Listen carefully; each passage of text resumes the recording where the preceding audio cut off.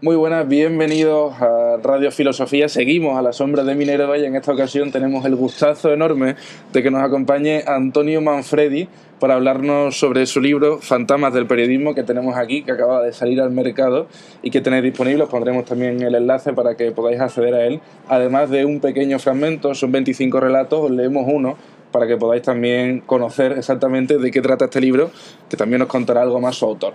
Para conocerlo biográficamente vamos a empezar diciendo algunas de las partes de su maravillosa vida profesional. Tenemos que empezar diciendo que Antonio Manfredi nació en Madrid en el año 1959, fue el primer decano del Colegio de Periodistas de Andalucía, también es actualmente profesor de EUSA en la Facultad de Periodismo, fue director del área de Internet de Canal Sur y ha participado en Televisión Española en el año 1985, en Canal Sur desde el año 1990, también ha participado en Radio Sevilla, Cadena SER, Diario Odiel, el Correo de Andalucía igualmente, y tiene otros dos libros que igualmente están en el mercado, no sé si siguen en el mercado. Siguen en el mercado.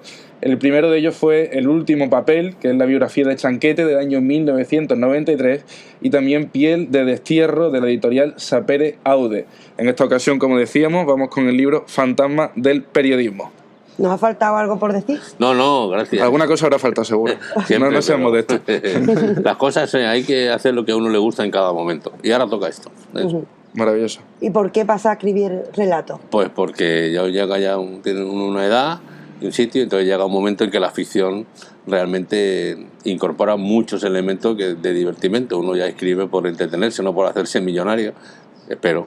Entonces el planteamiento es que la ficción te da construir un personaje, ponerle parte de ti y que retome vida. Cada lector interpretará sus personajes como quiera. Me fascina, me produce una sensación muy placentera. ¿No es otra forma de hablar de la realidad, en el fondo, sí, claro, la ficción? Claro, y quien diga que la ficción no interpreta la realidad se equivoca. Sobre todo porque quien dice que la realidad la interpreta el periodismo también se equivoca. O sea, que las realidades están en cada uno, no la que tenemos ahí, ¿no? Y yo creo que es importante verlo desde ese punto de vista. En este libro pues tú puedes encontrar qué es el periodismo, sobre todo cómo trabajan los periodistas. Los periodistas se ven todos retratados en uno u otro relato y los que no sois periodistas podéis encontrar realmente que tiene de poco glamour esta profesión, que tiene bastante poco. Antes lo comentábamos también, que ha tenido que ser un trabajo duro, eran 50 relatos en principio, que acabaron siendo 25. Eso es. Sí, yo dije 2 años escribiendo un relato semanal, esos son básicamente 50 relatos, y después he quitado 25. En todos se centra la vida de un periodista. Solamente hay uno que es tangencial, pero en el resto siempre es un o una periodista. También el tema de la mujer me llama la atención, porque siempre he pensado que en el periodismo también ha habido discriminación, y en algunos casos más fuerte, más dura que en otras profesiones con respecto a las compañeras, y es necesario verlo. Y sobre todo que cuando tú te enfrentas a una realidad desde la visión de un periodista, la realidad es muy distinta, está llena de un montón de plasmas, que es lo que aquí planteo, ¿no? A mí me da la sensación, cuando vas viendo el libro, de que los relatos en realidad son como ventanas para mirar pequeñas porciones de la realidad. Entonces aquí nos asomamos al mundo del periodismo, pero también vemos cómo va evolucionando el periodismo. Hay relatos en los que hay un periodismo que Marcos y yo no hemos vivido. Claro. Cuando yo en el año 79 llego al periódico Diel de Huelva, que es donde primero trabajé, digamos, de una manera más clara, allí estaba todavía la radio en la que escuchaban los mensajes de von Ribbentrop en la Segunda Guerra Mundial. La redacción era una redacción que no se había pintado en los últimos 50 años. Estábamos allí en una pequeña mesa en forma de U, y yo, sin embargo, yo venía del Madrid, mis padres son de Huelva los dos, yo regresé a la tierra de mis padres, yo venía del Madrid leñero del 79, y de repente te encuentras con una ciudad oscura, sin iluminación, y en un periódico. Pero hoy lo veo como que fue realmente la verdadera enseñanza, porque yo me quedé allí, empecé en mis primeros años de periodismo, luego me vine a Sevilla, y ya, en fin, yo nunca he trabajado en Madrid, pero realmente creo que fue en esa pequeña redacción llena de mugre, porque tenía mugre, literalmente, donde realmente exploté, ¿no? Pero eso lo vemos reflejado en el libro, y al mismo tiempo Manfredi te has adaptado a los podcasts. Claro, has visto toda la evolución, claro, y al mismo tiempo estás abierto a ella, ¿no? Yo es que creo que hay que estar abiertos, y yo creo que el podcast es mi último descubrimiento, espero que haya más. Pero yo, sobre todo, en el año 94, cuando me conecto por primera vez a Internet, Windows 95, acuérdate, o sea, fíjate que... Yo tenía un año, que Windows 95 es después, pero yo cuando se inicia esta explosión, yo lo tuve claro, digo, si algo tiene sentido en el periodismo es Internet. Y yo era el que presentaba el Telesuyo solo. Era la única cadena, o sea, 100% de audiencia. A mí me conocían por la calle, me invitaban a café y la gente, claro, como tú estás en el salón de casa, la señora con la bata, y tú estás ahí en la tele, piensa que es como de la familia, porque si no la señora no estaría de bata, ¿no? Entonces, oye, que mi hijo no estudia, que tengo un problema de trabajo, etc. Me contaba la gente porque me consideraban de la familia. Y yo renuncié a todo eso, a que la gente se diera codazo cuando iban por la calle diciendo quién era yo, a empezar en una cosa en Internet que era un incomprendido entonces. Después pasó el tiempo y hoy todavía hay compañeros que no creen en Internet, y yo les digo que son como la famosa historia, ¿no?, de los niños perdidos. Están muertos y ellos no lo saben, ¿no? Pero bueno, yo creo que Internet es el futuro. Tengo mis reticencias, podemos hablar de eso si queréis, pero yo creo que tecnológicamente es así. ¿Y hacia dónde vamos? Pues yo creo que vamos hacia un periodismo mucho más minimalista, pero mucho más certero. Yo creo que ahora cada usuario puede encontrar contenidos que realmente le apetezcan. Yo creo que el periodismo generalista va a seguir existiendo, pero irá descendiendo en impacto. Eso es muy interesante también. Queríamos plantearlo, como te comentábamos, desde una perspectiva un poco ética, sí. Y teniendo en cuenta que lleva desde el 79 dentro del periodismo, 2019 han pasado ya 40 años. 40 años, exactamente, no lo quería decir yo. Y esto que me quiten lo bailado. Exactamente. El periodismo ha cambiado mucho también, y a día de hoy se pone, no sé si más que antes, en tela de juicio la labor periodística, y Internet también afecta de una manera... Es una cuestión de base. El periodista es un intermediador entre la realidad, la interpreta y se la sirve. Y antiguamente nosotros éramos los brujos de la tribu. Yo tenía acceso a una información privilegiada, la cogía y la derramaba en el periódico. Ahora ya no eres eso, aunque algunos periodistas creen que lo son. Ahora eres como mucho un guardia de tráfico. Viene esta información por aquí, yo la dirijo y tal, y la otra se va. Y eso tienes que asimilarlo y verlo. Tienes que ser consciente de que el periodismo se va a morir si no eres capaz de darle el toque de calidad y decirle a la persona, dice, a ti lo que te interesa es este contenido que yo te lo doy interpretado, deglutido y puesto a tu disposición, a tu forma. Me da igual, en podcast, en papel, etcétera, pero es una cuestión de que el contenido hay que personalizarlo, y hoy es posible, es más posible que antes. Hoy ya no tiene mucho sentido hacer un periódico. Tú realmente piensas, cuando abres un periódico del día cualquiera, ¿cuántos de esos contenidos realmente te interesan? ¿Cuántos te afectan en el sentido de que cumplen un cometido de dejarte claro, ¿no? ¿Y cuánto es chismorreo? Porque últimamente hasta la política de chismorreo, que le dio un codazo, que le dijo que sí, que no. Realmente es grave el debate que estamos teniendo hoy de que Vox tenga o no una mesa en el Parlamento de la Nación. Pues es importante para ellos. Pero créeme que para nosotros no tiene la menor importancia. Es un debate que han recorrido muchas horas. Entonces yo estoy cada vez más espabilándome más y no creyéndome grandes de las cosas que dice el periodismo generalista. El periodismo generalista está escrito para un grupo y creo que es importante revelarse. Y los primeros que tenemos que revelarnos somos los periodistas y buscar historias que gusten, buscar historias que atraigan, ¿no? Y ese es el debate, ¿no? ¿Y cómo elegir cuáles son las historias también importante para la gente? Bueno, me refiero a la labor personal del periodista. Ahora mismo parece una odisea lo que estás diciendo, porque en el fondo tenemos muchas cámaras, muchas posibilidades de comunicarnos, pero también, como tú bien has dicho, se muestra una porción de la realidad. Nunca más ha tenido una persona capacidad para tener información, absorberla, buscarla y encontrarla en tiempo real, en todos los sentidos. Yo escucho una canción en la radio y en media hora puedo tener toda la discografía de ese artista, si quiero. Eso es mi época, que luchabas por tener un disco a brazo partido hasta que lo conseguías. O sea, el tiempo ha cambiado mucho y en todos los aspectos. Entonces, ahora el buen periodista es el que es capaz de discernir una necesidad muy concreta de su barrio, si hace periodismo local, de España si hace periodismo nacional, y plantearlo. Y todos los días yo encuentro pequeñas dosis de esto. Gente que se ocupa de algunos temas. Hoy, por ejemplo, he visto un reportaje que me ha encantado de la situación en la frontera de Melilla, que es mucho más grave de lo que yo pensaba desde el punto de vista humanitario. Hay una verdadera crisis humanitaria en la frontera de Melilla que no queremos ver, porque es un problema del gobierno y es un problema del ministro del Interior y es un problema, pero realmente que no queramos verlo no significa que no esté. Y alguien se ha metido allí ha hecho fotos realmente escandalosas de mujeres que cargan 100 kilos para poder ganar 5 euros y poder alimentar a sus hijos, mujeres que están embarazadas y tal. Y tú lo ves y dices, coño, esto está pasando en mi país y alguien lo está consiguiendo porque alguien se está enriqueciendo. A mí eso me parece un servicio importante, porque el periodismo, le guste o no a algunos, le guste o no al periodismo oficial, el periodismo es rebelarse contra el poder. Una vez es mejor, te sale mejor y otra vez es peor. Pero que realmente hoy día hay que tener ese talante y yo creo que la gente lo agradece, ¿no? Muy interesante también porque últimamente quedan muy pocos periodistas que hagan este periodismo de rebelarse, Claro. y se me ocurren varios nombres propios. Bueno, Jordi Évole, ¿no?, que era el periodista así sensacionalista. Igualmente se me viene a la cabeza Jon Sistiaga, que también hace un trabajo muy importante a este respecto, pero cada vez se ve más como un periodismo muy estandarizado dentro de unos cánones que vienen marcados absolutamente y que no dan nada nuevo. Mira, en el periodismo español pasan tres cosas que pueden explicar lo que dice. Una, no hay empresarios periodísticos realmente. Hay constructores, gente, pero realmente empresarios como en Estados Unidos, la familia entera que construye un periódico. Puedo darte la excepción del grupo Yolí. Yo conozco a la familia Yolí y realmente creen en la prensa y tienen un grupo de prensa en toda Andalucía bastante respetable, ¿no? Pero que no hay una cultura empresarial. Y por lo tanto, lo segundo que ocurre es que el empresario busca sus intereses ya sea privado o de obtener dinero del gobierno.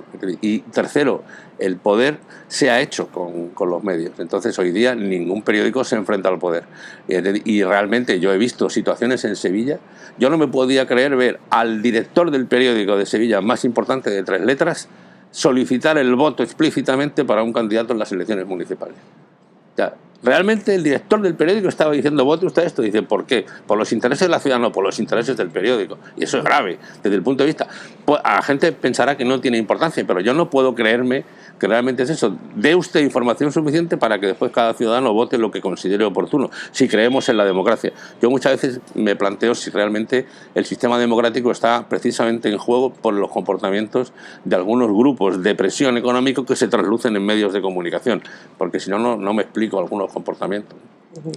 También es verdad que antes yo creo que la gente podía determinar la corriente política de determinado partido, de determinado periódico, pero a día de hoy es una cosa mucho más clara, y es lo que estabas comentando justamente con el periódico de 3 letras o con muchos más, que dicen explícitamente cuál es su línea ideológica claramente, y la gente se posiciona en función del periódico que lee, básicamente. Básicamente, y rechaza al otro. Entonces, yo me imagino que los niños pequeños se educan desde el principio en esta es mi postura y no consiento que tú me des la tuya y no negocio y no me da la gana ponerme en tu lugar.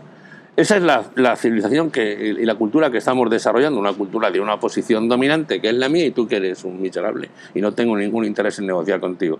Eso es lo que trasluce de las 3 años que llevamos de campaña electoral continua en España, 4 casi, donde yo soy la luz y la vida, el que crea en mí vivirá, vótame y estos dos son unos miserables, no lo hagas, ¿no? Y así, paulatinamente. Entonces, ¿qué cultura estamos donando a la situación? Le estamos diciendo a la ciudadanía que utilice la violencia como elemento de resolución de conflictos. Y eso es muy grave, porque no lo va a resolver. Pero esto tiene un trasfondo todavía mucho más importante, y es que el capital necesita ciudadanos domesticados, no quiere ciudadanos críticos. Y por tanto la manera de construir una ciudadanía domesticada, amparada en este espíritu de violencia y por tanto no de criticismo, es esta.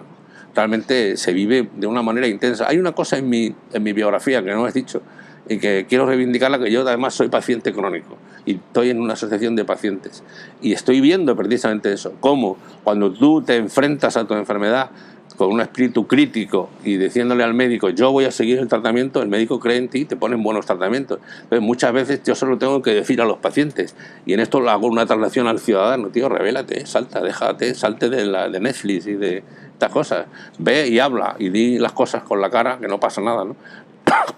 Es difícil, pero bueno, es lo que hay, ¿no? Pero también es verdad que los intereses económicos que nos podemos encontrar detrás de un periódico, por ejemplo, detrás de un periódico hay un interés económico que sesga la labor de esos periodistas. Cuando aparece una voz como la que has dicho, ¿no? Un reportaje que te gusta, que te parece que dice una verdad, tiene mucha menos repercusión y además tiene muchas más dificultades para hacer que esa noticia salga al resto y además que cuaje también, porque es como una pequeña flor en la calzada. Entonces, fijarte en eso es muy complicado ante tanta variedad. Bueno, bienvenido a la ayuda de eso. Bienvenida a la minoría. Claro. Las cosas interesantes están en un podcast que uno descubre cuando de repente vas paseando y dices, joder, este tío hay que ver lo que sabe de esto y lo que me ha revelado, ¿no? Yo escucho muchos podcasts de tecnología, por ejemplo, realmente me he revelado pequeñas cosas, porque yo no soy tecnológico, pero realmente me apasionan, pero también temas de filosofía. Cuando tú el otro día leías a Unamuno, realmente es que es todo tan importante que uno se siente falto de tiempo para ir a esto, pero no ya a los grandes medios, sino a lo que hacen cada día millones de personas que son singulares, anónimas, y que uno encuentra en ellos, digamos, el resarcimiento de una necesidad que siempre existirá de formación y de información, ¿no? Que eso es indudable, ¿no? Además hay que decir que tú has estado trabajando todo esto desde dentro, es decir, todo lo que nos ha dicho nos lo dice un periodista, pero que ahora también tiene una faceta literaria. Ahora, a mi juicio, todo lo que estás contando se cuenta en forma de ejemplo. Los relatos son ejemplos de estas mismas ideas, las va resumiendo. Es más, una cosa muy bonita para el libro, ya que lo que nos siguen son, bueno, escuchantes, les llamamos nosotros, de filosofía y les gusta reflexionar, nos encontramos en cada principio de relato una frase que nos lleva a la reflexión, que nos anuncia un poco las ideas que vamos a encontrar dentro.